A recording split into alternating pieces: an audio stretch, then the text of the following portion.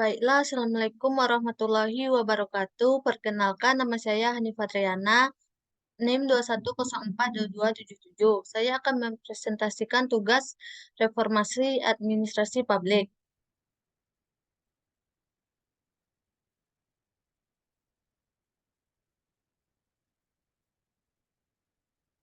Dengan dosen pengampu Ibu Nora Eka Putri dan Ibu Jumiati.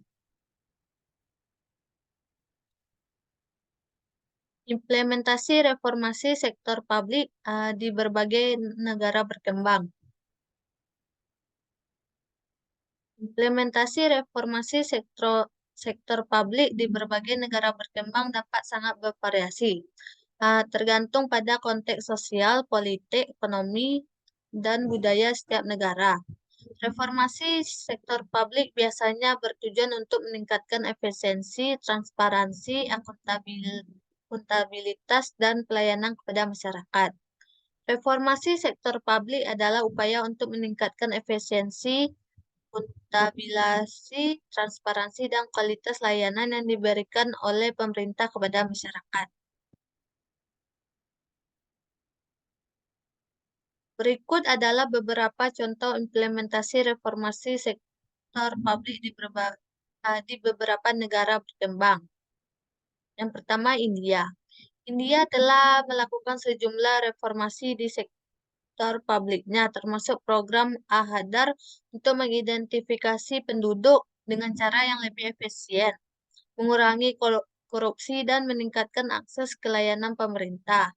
Selain itu, melalui program Make in India, mereka telah mencoba untuk meningkatkan investasi dalam sektor manufaktur. Yang kedua, Indonesia.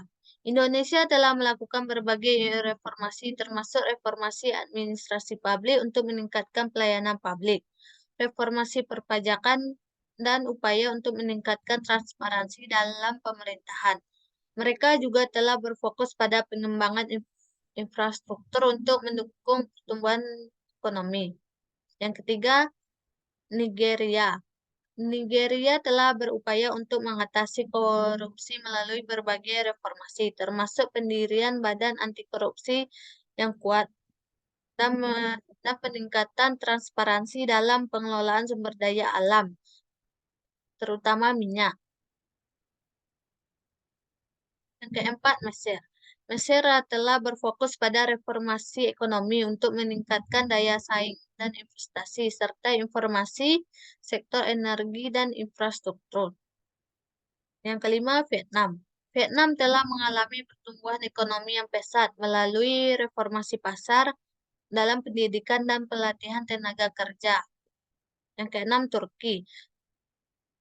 Turki telah melakukan berbagai reformasi di dalam hal sistem pendidikan, infrastruktur, dan sektor keuangan untuk mendukung pertumbuhan ekonomi yang berkelanjutan.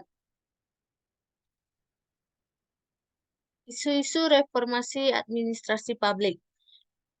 Isu-isu administrasi publik adalah masalah-masalah kunci yang menjadi perhatian dalam upaya untuk meningkatkan cara pemerintah mengelola dan menyelenggarakan layanan publik.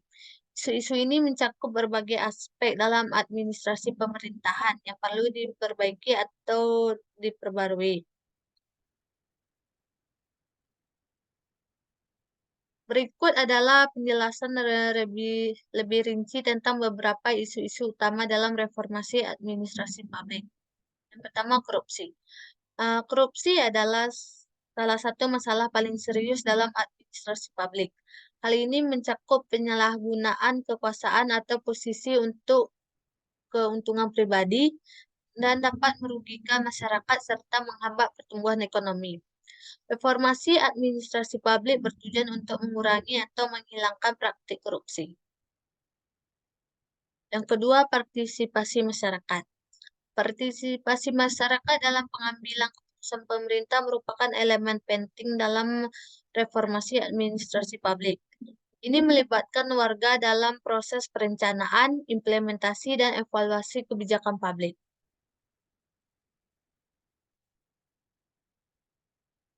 Yang ketiga, transparansi. Keterbukaan adalah elemen kunci dalam reformasi administrasi publik. Keterbukaan mencakup akses publik terhadap informasi, pemerintah, kebijakan, dan keputusan reformasi.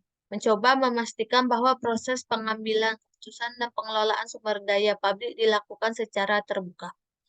Yang keempat, akuntabilitas. Reformasi administrasi publik bertujuan untuk meningkatkan akuntabilitas pemerintah kepada masyarakat. Ini mencakup tanggung jawab pemerintah untuk bertanggung jawab atas kebijakan dan tindakan mereka. Mekanisme akuntabilitas seperti audit, pengawasan, dan laporan kinerja digunakan untuk mencapai tujuan ini.